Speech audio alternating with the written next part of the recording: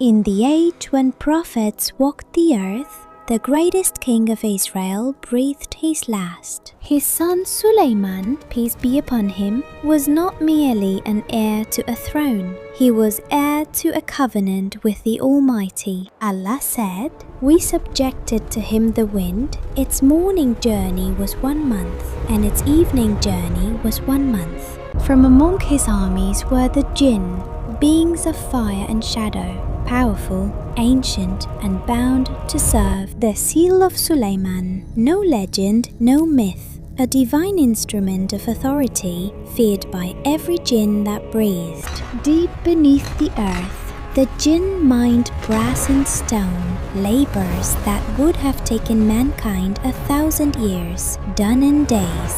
The birds of the world flew under his command, a living army of wings, shielding his march from the merciless desert sun. Then came the divine commission, a temple that would stand as the axis of the world, the meeting place of heaven and earth. Columns of Lebanon cedar, marble quarried from mountains no human hand could ever reach. The jinn carried what armies of men could not. Allah made a spring of molten copper flow for Sulaiman, and it was cast into rivers of architectural gold, stone by divine stone, arch by supernatural arch. What would take man millennia rose in months. The result was unlike anything the ancient world had seen, a house of God that would be the holiest site on earth for millennia. His throne was carried by the wind, armies of jinn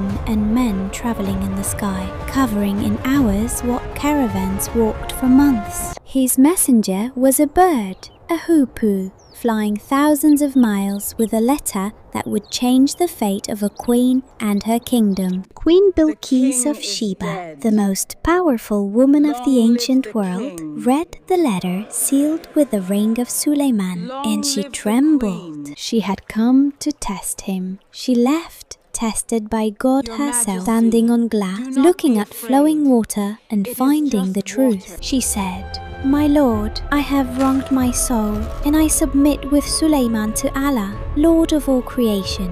The mightiest queen of Arabia, kneeling. At the peak of his power, Sulaiman asked for nothing but gratitude.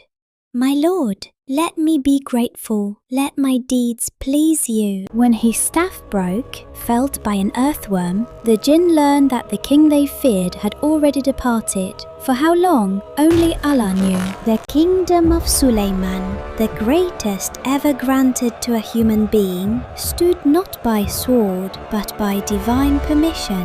And Allah said in the Quran, Surah Sad, verse 30, "What an excellent servant Sulaiman was. Indeed, he was ever returning to his Lord. Peace and blessings upon all the prophets."